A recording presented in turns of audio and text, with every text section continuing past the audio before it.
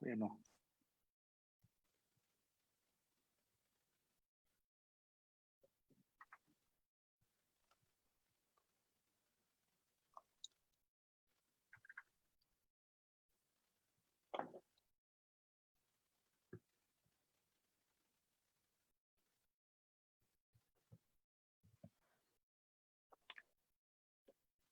¿Qué tal? Buenas noches, ya estamos en vivo. Bienvenidos a esta emisión de Se Busca Gente Libre.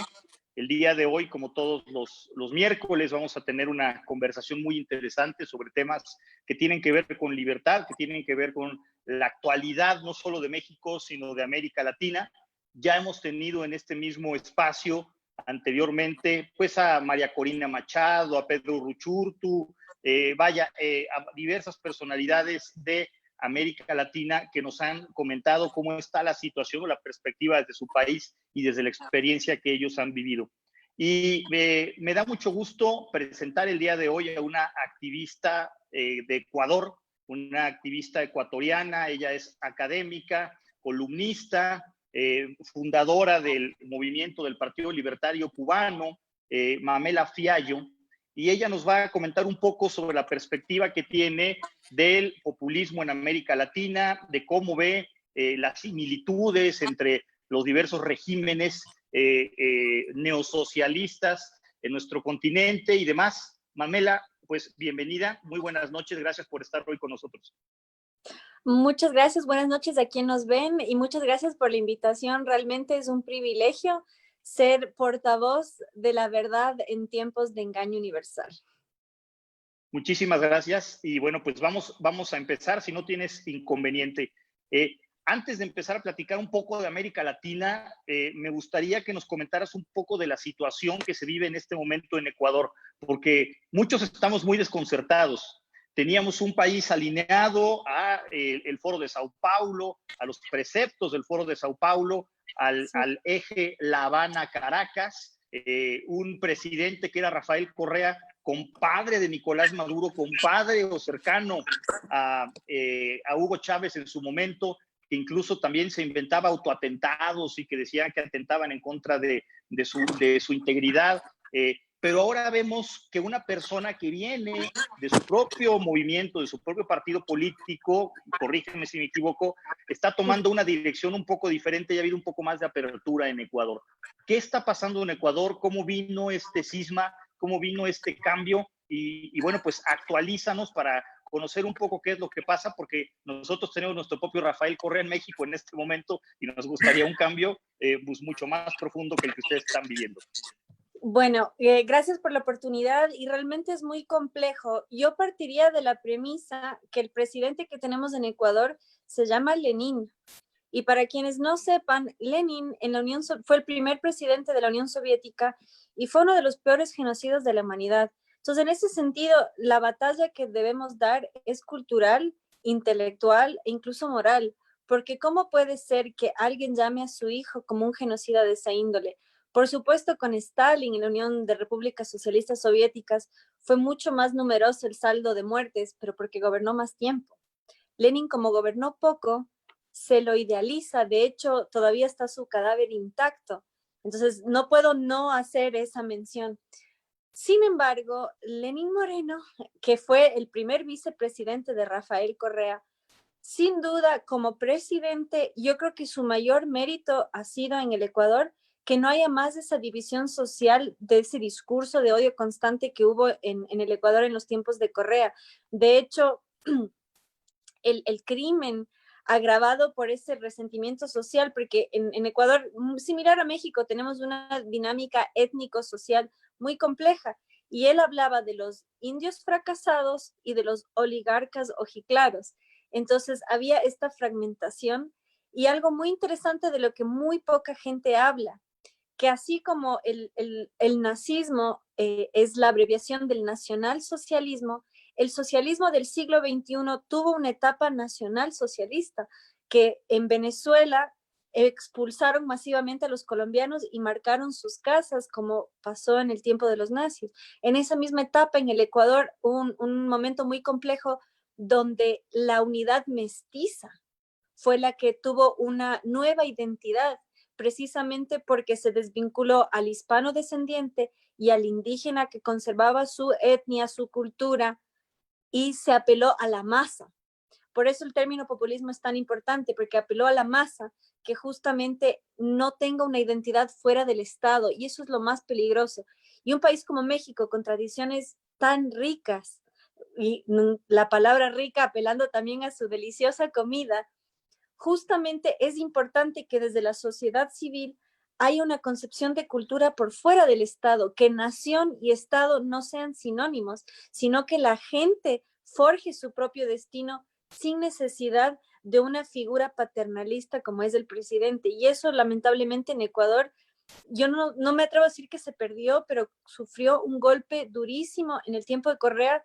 Tanto es así que Ecuador es uno de los, yo creo que el único país de América que no festeja su independencia, precisamente porque nunca fue independiente. Con la salida de los españoles llegó Simón Bolívar y creó la Gran Colombia.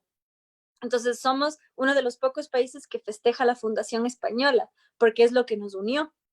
Y él nos quitó eso, porque fue tan importante para él quitarle al pueblo sus raíces para que no haya cosmovisión fuera de su revolución. Tanto es así, como usted menciona, el autoatentado el 30 de septiembre del 2010, él dijo que hubo un golpe de Estado, él dijo que le intentaron matar, pero la realidad es que él tenía una pierna afectada, se hizo tratar en Cuba y fue peor.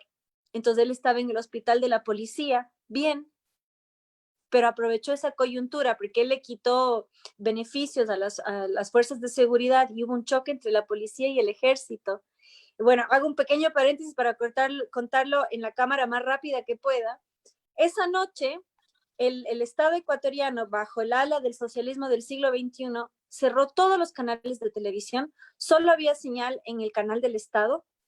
Entonces la gente, el pueblo, salió a exigir que abran la señal, porque ¿cómo puede ser que nadie sabía qué pasaba, solo escuchaban los disparos entre militares y policías? Entonces la gente fue a exigir que abran la señal. Y yo tengo un amigo personal que fue preso por aplaudir, y en su sentencia dice por aplaudir, porque wow, la gente estaba exigiendo, abran las puertas, abran las puertas, abran las puertas. ¿Y dónde, en qué sistema, en qué código penal se ha visto que te condenen por aplaudir? Entonces hubo gente perseguida, exiliada, refugiada, desaparecida por pedir algo tan simple como la libertad de información. Entonces, mucha gente no entiende el peligro que fue en el tiempo de Correa. Para haber una reunión de oposición, te enviaban una contraseña 10 minutos antes para un lugar específico, la ubicación, porque era tal el miedo que había. Y la gran diferencia de lo que son dictaduras o tiranías de izquierda y derecha es que la izquierda también persigue a los propios. Han habido tiranías muy severas de derecha, sin duda alguna, pero enfocado al enemigo, mientras que en la izquierda matan a propios y ajenos. Y de hecho, el caso más conocido fueron los 10 de Luluncoto, la juventud comunista de la universidad pública, con pañuelos del Che Guevara. Luluncoto se llama. Es una población dentro de Quito, un barrio. Súper requete comunistas, y fueron perseguidos por un gobierno socialista. Entonces, súper importante reconocer esas diferencias. Entonces, el socialismo tiene sus matices, tiene sus etapas, y en el Ecuador tristemente lo sufrimos. El presidente actual fue el primer vicepresidente de Correa. Claramente hubo ya tensión entre ambos para que él no sea el segundo vicepresidente. El segundo vicepresidente Correa fue electo con el actual presidente y ahora está preso por corrupción en la red Odebrecht, que afectó a todo el continente. Wow. Increíble lo que pasa, sobre todo lo que comentas del canibalismo o la autofagia de la izquierda, que es impresionante, que se vive en todo el planeta. Es una característica que tiene la izquierda, se comen a sí mismos. El peor enemigo de la izquierda es la propia izquierda. Dicen, hay una frase muy buena que es: lo peor que le puede pasar a un socialista es que llegue al poder un socialista que no es su amigo, ¿no? Y eso es lo que se vive en muchos lugares. Lo estamos viviendo en México, lo vivieron o lo siguen viviendo, de hecho, en Ecuador y en muchas otras partes del mundo donde ha habido disidencias que incluso se cambian de bando de manera muy oportunista y muy mezquina. Coméntanos, Pamela, un poco, ahora sí entrando bien al tema, ya conociendo un poco la situación o lo que se vive en Ecuador en este momento, a la luz de lo que estamos viviendo, todo este desarrollo que se ha venido dando a raíz de la caída del muro de Berlín, de la aparente desaparición del comunismo a nivel mundial, cómo ha mutado en este socialismo del siglo XXI, qué características tiene, cómo se está expandiendo, sobre todo en el continente americano, y cuál es tu perspectiva hacia el futuro sobre esta situación. Bueno, gracias. Y hago hincapié lo que usted dijo de la autofagia. No es metafórico. De hecho, en el gobierno de Lenin en la Unión Soviética hubo canibalismo real. 5 millones de personas murieron de hambre y eso muy poca gente lo sabe, precisamente porque lo que fue la guerra civil en el preludio a la imposición del socialismo, el castigo a la población civil fue aislarla del acceso a comida. Y en eso cito a Trotsky, que en México lo deben conocer porque fue amante de Frida Kahlo, quien fue comunista claramente. Trotsky fue líder del Ejército Rojo y él tiene una frase fundamental que dice, en el capitalismo, el que no trabaja no comerá. En el socialismo, el que no obedece no comerá. Y esto es fundamental. Y es para mí muy importante entender al otro. Yo creo que la mayoría de la juventud de izquierda, mayormente la juventud, llegan a estas ideas precisamente porque tienen un sentido de empatía muy fuerte y eso hay que entenderlo y hay que canalizarlo porque todos tenemos un sentido de justicia claro. El problema es la solución que aplicamos y ahí está el gran error. Justamente deben entender que para la igualdad que ellos proponen, el precio es la libertad. Y en Ecuador, tristemente, fue el primer país afectado por las brisas bolivarianas que anunció el propio Nicolás Maduro y Diosdado Cabello, que es el número 2 en Venezuela, y la propia OEA, la Organización de Estados Americanos, advirtió que no iban a ser toleradas las brisas bolivarianas, que fue esta ráfaga que sacudió a toda la región. En Ecuador, a diferencia de Chile, se pudo apaciguar enseguida. Hubo un levantamiento indígena y en ese sentido hay paralelos muy claros con lo que es Black Lives Matter en Estados Unidos. La lucha de clases del socialismo en su nueva versión del neomarxismo está atravesada por la transversalidad y la interseccionalidad. Entonces, la lucha de clases del proletario y el burgués se lleva entre el blanco y el negro, el indígena y el mestizo, como ya le comenté, vivimos en Ecuador, y el indigenismo es la manifestación en Sudamérica particularmente. De hecho, en Chile usan la bandera mapuche y en Ecuador fue brutal. O sea, fue brutal en todo su sentido porque hay esta manipulación tan sistemática que la base filosófica del marxismo es la dialéctica de la contradicción, una herencia de Hegel, del filósofo. Perdón si soy muy técnica con los términos. Claro, claro.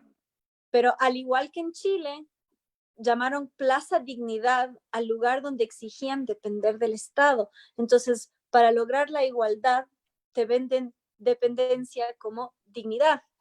Y en Ecuador todo se desató por quitarle subsidio a la gasolina, lo cual es muy paradójico porque el subsidio a la gasolina fue cuando hubo el boom petrolero en la última dictadura militar para impulsar el uso de automóviles. Y ahora tenemos la izquierda ambientalista que fue a la ONU con Greta Thunberg exigiendo subsidio a la gasolina por parte del Estado. Entonces, es la dialéctica de la contradicción, que la Pachamama, pero subsidiemos lo que más contamina. Entonces, no hay lógica alguna y justamente el indigenismo está muy vinculado al ambientalismo y los mismos que nos exigen defender la Pachamama y todo esto, lo verde, y de repente subsidiemos combustible. O sea, realmente es un movimiento donde la lógica no impera, sino la emocionalidad y el que grita más fuerte y el que más lástima genera es el que termina teniendo la razón. Y en Ecuador, enhorabuena, se pudo resolver relativamente pronto. Medió la Iglesia Católica entre las agrupaciones indigenistas y el Estado ecuatoriano y lograron calmar las aguas. Y al final el presidente se tuvo que retractar y no quitó el subsidio. Y lo que tenemos es una de las capitales más contaminadas, precisamente porque el gremio de transportes es muy fuerte. Entonces, todo esto es una bola de nieve, ¿no? Pero lo más importante es destacar esta hipocresía, me parece a mí. Y mi perspectiva es que quienes defendemos la libertad debemos hacerlo con más ahínco. Y no sé si ya meto esa parte, pero México tiene un rol fundamental en este sentido. Con la caída del muro de Berlín, y esto es muy importante, un filósofo francés lo decía, el fracaso del socialismo no fue cuando cayó el muro de Berlín, sino cuando se levantó, porque precisamente es un sistema tan fracasado que necesita encerrar a la gente para que no escape. México tiene esta tensión con Estados Unidos por el muro, porque la gente quiere entrar, sobre todo mucha gente de Centroamérica que también lo sufre México. Pero en el socialismo es para que no salgas. 2 millones de cubanos escaparon en balsas, siguen escapando. 5 millones de venezolanos. O sea, tenemos en nuestro continente cuánta gente que escapa. Mientras que, o sea, hagamos digamos, esa imagen muy visual. Entonces, cuando cae el muro de Berlín, la izquierda internacional, el socialismo, se reorganiza y ¿qué hacen? El Foro de Sao Paulo. Fidel Castro dice, Lula será el líder. ¿Y qué pasó con Lula? Corrupción, preso. Con la llegada al poder de Bolsonaro, no es más amigable el territorio brasilero para el Foro de Sao Paulo, ya no hay el combustible de Venezuela. ¿Y quién toma la batuta? México con López Obrador. Y esto es muy interesante. El Grupo de Puebla no es socialista abiertamente, sino progresista. Y en este juego de la contradicción, nada tiene que ver con progreso, sino un paso progresivo hacia el totalitarismo. Totalmente. Y justamente viene un rostro amable y eso es lo que nos da después. Interesante lo que nos estás comentando, sobre todo esta herencia de este paso que se da y estos preceptos hegelianos que, por cierto, toma también Hitler al momento de armar la filosofía nacional socialista, ¿no? Que bueno, es algo poco comentado también, pero toma toda esta parte filosófica de Hegel, parte de Nietzsche también, pero es una línea hegeliana la que está siguiendo. Mamela, ¿cómo se convierte, cómo muta el Foro de Sao Paulo? Sabemos que existe un grupo de Puebla, que es algo mucho más reciente, donde participa México, y déjame hacer de aquí una acotación muy interesante, porque yo tengo una visión muy particular sobre la relación de México con estos grupos, tanto Foro de Sao Paulo como con el Grupo de Puebla, porque creo, me da la impresión de que solo es una parte importante del régimen de Andrés Manuel López Obrador que participa ahí, pero me lo voy a guardar para la última intervención que vamos a tener para pedirte tu opinión muy al respecto. ¿Cómo se da esta mutación? ¿En qué momento llegamos aquí? Y me gustaría saber tu opinión sobre algo que me parece muy importante también. A la luz de esta pandemia, de este COVID, esto se lo he preguntado a María Corina Machado, se lo he preguntado a mucha gente. Esto es una oportunidad para que anide un nuevo populismo en América Latina, vaya en el mundo, para que anide y se fortalezca el populismo. Nosotros desde México creemos que sí. De hecho, el presidente López Obrador lo dice claramente, a mí me cayó como anillo al dedo la pandemia. Así lo dice, no tiene ningún tipo de traba ni de tapujo para decirlo. Entonces creo que es un campo de cultivo para generar más dependencia del ciudadano hacia su Estado. Para restarle poder al ciudadano y sobreempoderar al gobierno, sobreempoderar al Estado, y pues esto es un paraíso para los gobiernos populistas en América Latina. ¿Cómo ves tú esta parte? ¿Hacia dónde vamos? ¿En dónde estamos parados? ¿Y cuál es tú que crees que sea la perspectiva hacia el futuro? Hay otros que creen que también es un campo de cultivo muy importante y una oportunidad para nosotros los liberales, porque a falta de acciones concretas del Estado, les va a quedar enorme el problema, o les está quedando enorme el problema.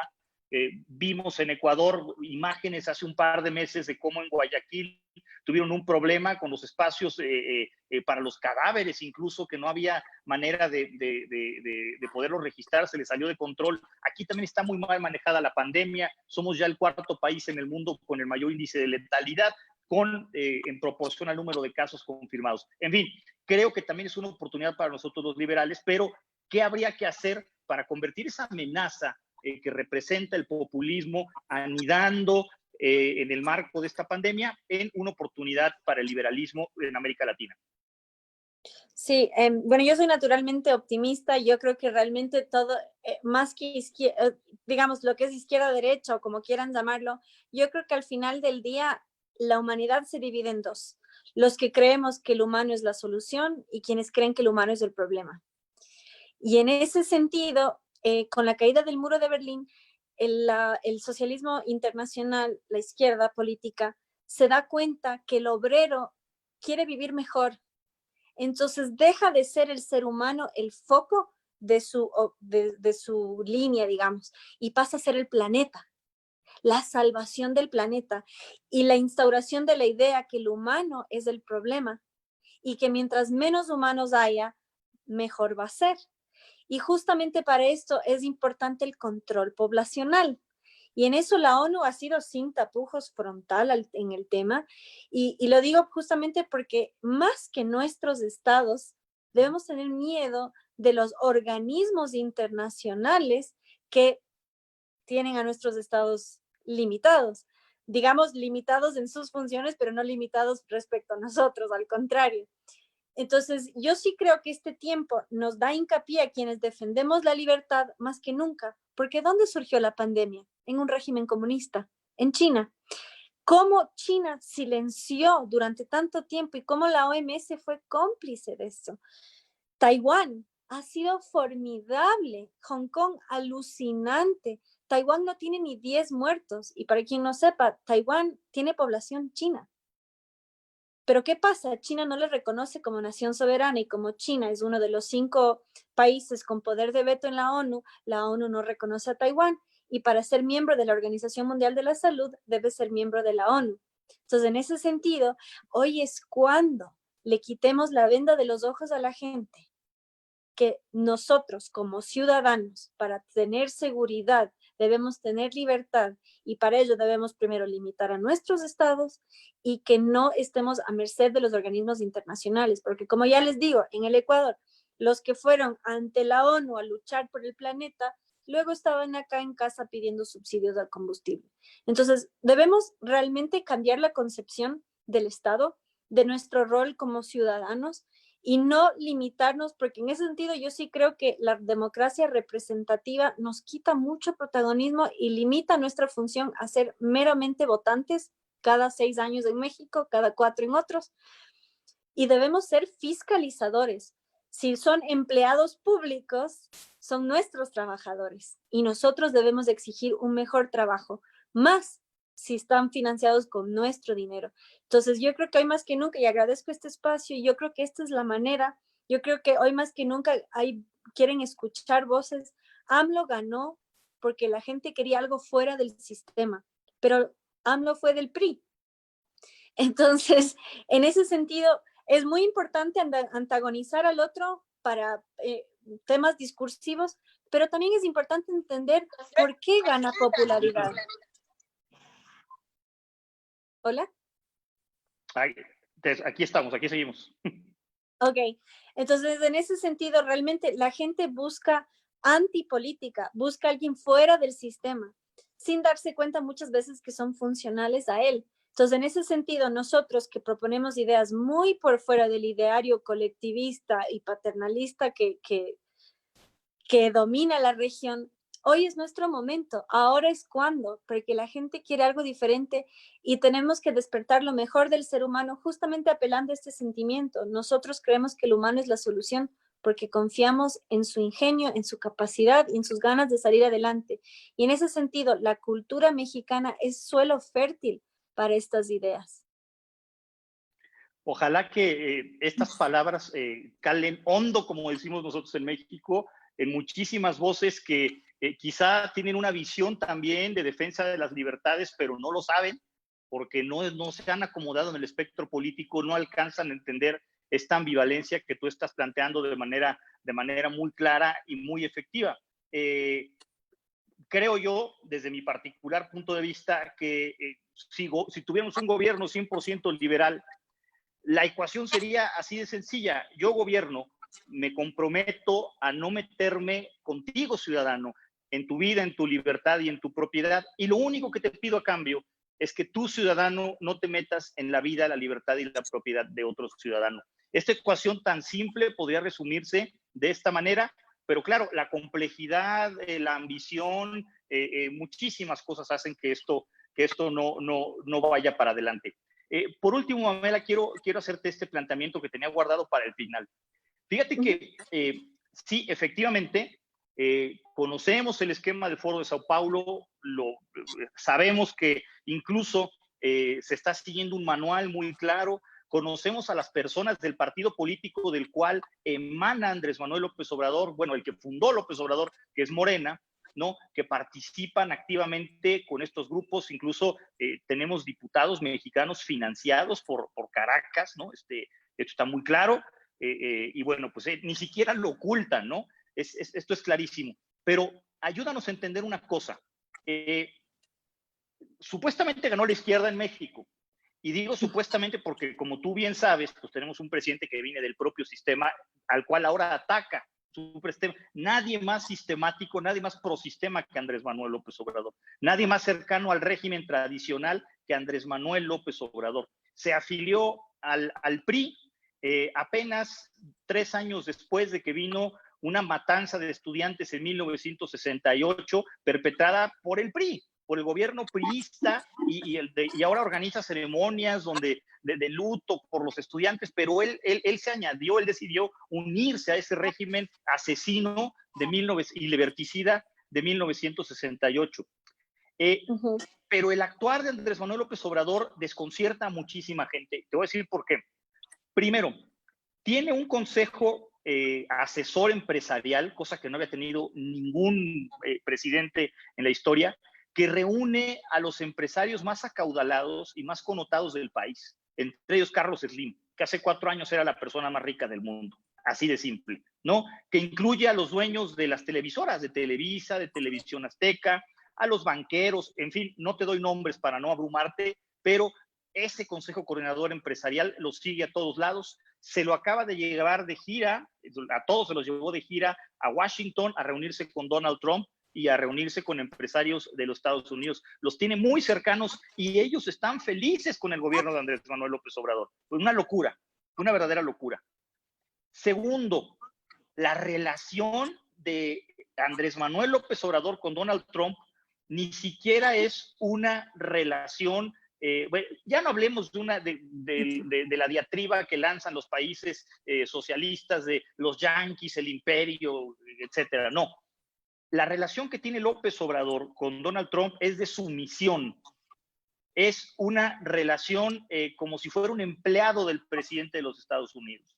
Creó una Guardia Nacional, López Obrador, en México, que su única función hasta el momento, además de reprimir indígenas en Chihuahua la semana pasada, pero su única misión a este respecto ha sido funcionar de muro fronterizo, ni siquiera en nuestra frontera sur para que no entren los centroamericanos, sino en la frontera norte para que los centroamericanos que ya están en México no pasen a Estados Unidos. Y esto es por instrucciones de Donald Trump.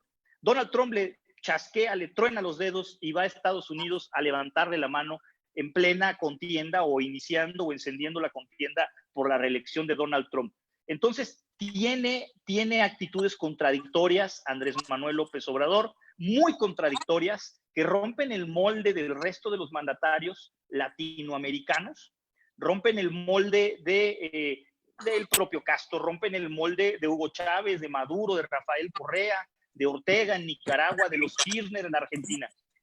Y no sabemos bien a bien hacia dónde va pues esta narrativa que nos está dejando Andrés Manuel López Obrador.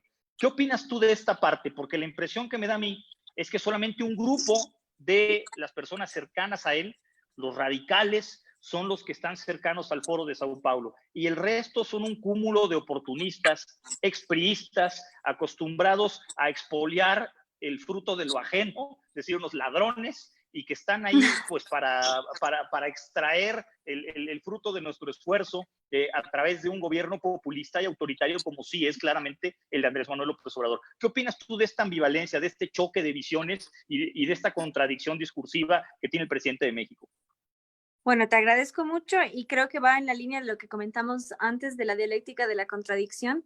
Y en México es sumamente complejo hablar de la dicotomía izquierda-derecha precisamente porque el PRI ha sido como es. De hecho, yo soy columnista en el Pan Am Post y ahí publiqué una nota que López Obrador no fue el primer presidente de izquierda. De hecho, perdónenme si lo digo, pero México tuvo la primera constitución socialista del mundo, incluso antes de la Unión Soviética. Sin duda. Y de hecho, el artículo 3, que habla de la educación, en su momento decía que la educación debía ser socialista. Entonces, en ese sentido, el PRI nunca fue un partido de derecha, pero fue camaleónico como es López Obrador. Yo no voy a hacer juicios de valor sobre él porque no lo conozco en persona, pero sí lo veo alineado a lo que fue el PRI y también a esta dialéctica de la contradicción constante. Él ha sido muy cuidadoso de no ser tan pro Venezuela, pero México y Uruguay fueron los únicos dos países de la región que no reconocieron a Guaidó. Y ojo, Guaidó también su partido es miembro de la Internacional Socialista, entonces la gran crisis de Venezuela ha sido la falsa oposición. Totalmente. Pero bueno, dicho eso, en ese sentido hay que realmente hacer una aclaración muy, muy frontal de lo que ha sido el PRI, de lo que ha sido López Obrador, y sí, concuerdo plenamente que hay elementos dentro de su partido. De hecho, no quiero pronunciar mal el apellido, pero la presidenta de Morena, Yet Sol, algo así es, ¿no? Jade Kolpolevsky. Bueno, Jade Kolpolevsky se llama, y está depuesta, está acusada de corrupción y destituida de la presidencia de su partido. Yo, para que tengas el dato también. Claro, bueno, ella cada 1 de enero, que es el aniversario de la Revolución Comunista en Cuba, lo celebraba. Ella fue abiertamente pro socialismo en Venezuela, pro comunismo en Cuba, o sea, sin tapujos. Y ha habido mismo una purga y una persecución dentro de Morena en muchos temas. Entonces, en ese sentido, sí, hay elementos más radicales, menos radicales y oportunistas por montón, pero realmente cómo ha manejado la política respecto a Venezuela dice mucho sobre quién es López Obrador y qué es Morena. Han sido cautelosos, pero siempre dando un paso adelante. Entonces, en ese sentido han sido muy astutos y obviamente a México no le conviene estar enfrentado a Estados Unidos por muchos temas.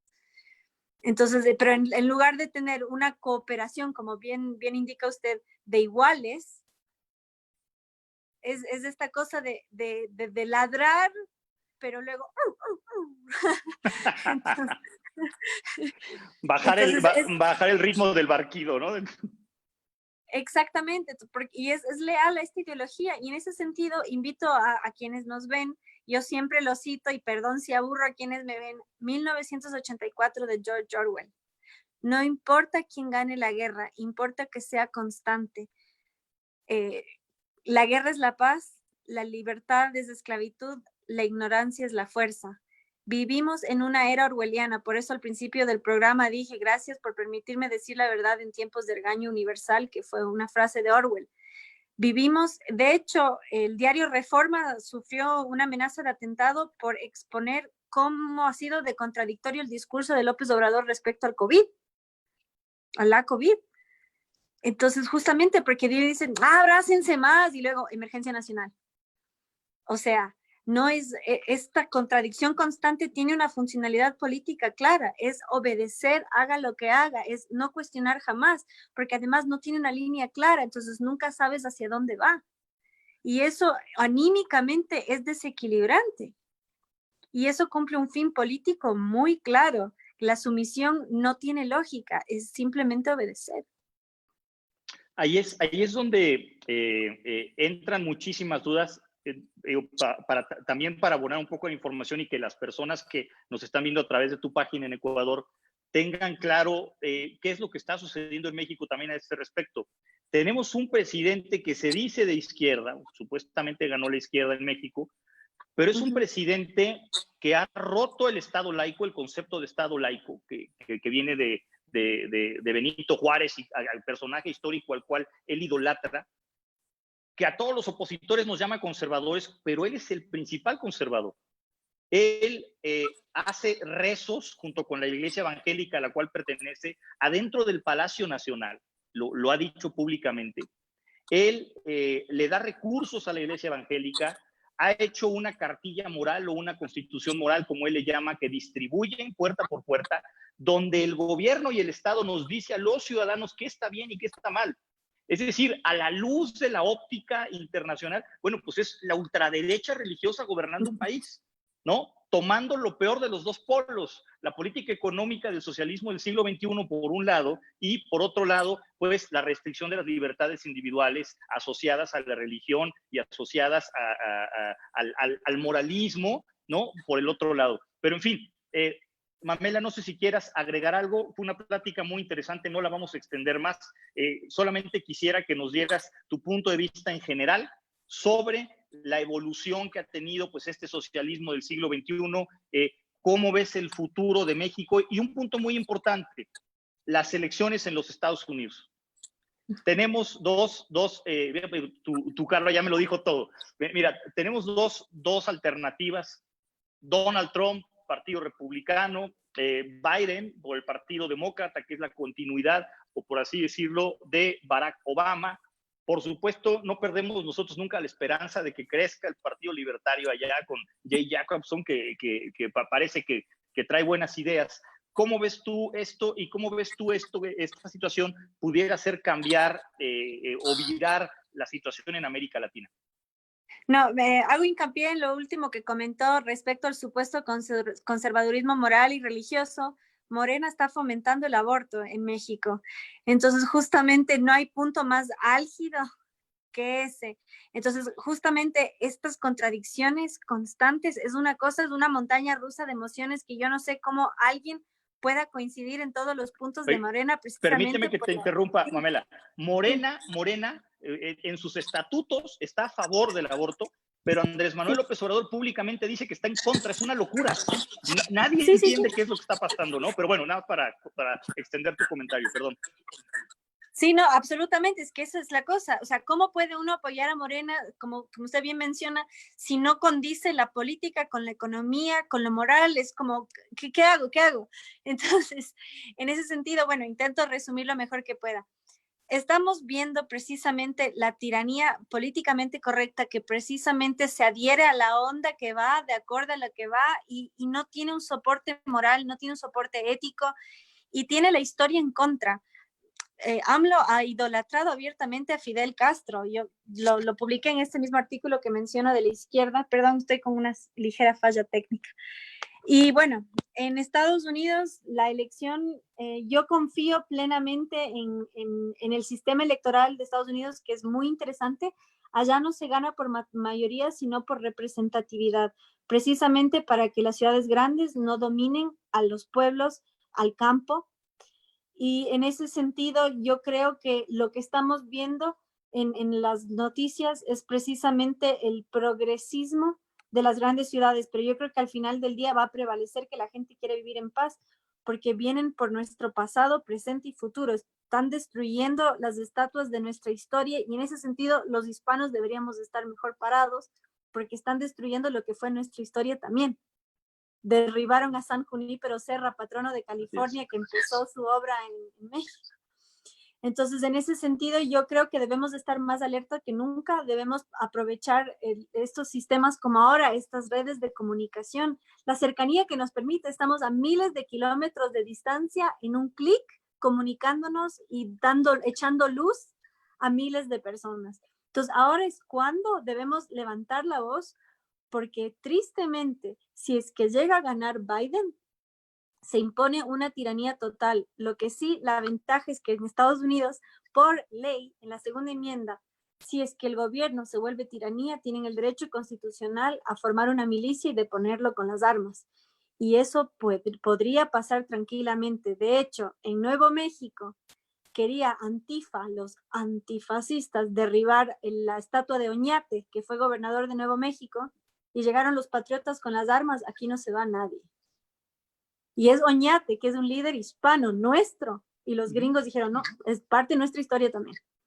Así que en ese sentido yo tengo fe siempre, porque como digo, para mí más que izquierda, derecha y corrientes políticas es el humano la solución o el humano el problema. Yo creo fielmente en la capacidad del ser humano de sacar lo mejor de sí y siempre impulsarse hacia adelante. Y yo deseo eso para Estados Unidos, para México y toda la región. Estuve en México en febrero del año pasado, lo amé profundamente, quiero volver lo antes posible y por favor hagan lo posible porque sea una nación en la que vale la pena vivir sin miedo, porque tristemente México vivió el año más violento de su historia porque tenemos un presidente que dice que hay que respetar a los delincuentes.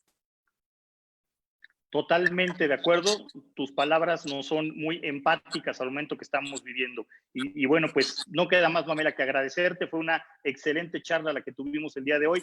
Seguramente estaremos en comunicación para futuras reuniones. Espero que ya no virtuales, sino que cuando salgamos de esto sean presenciales, ya sea en Ecuador, en México o en alguna otra parte, nos seguiremos encontrando. Muchísimas gracias, Pamela.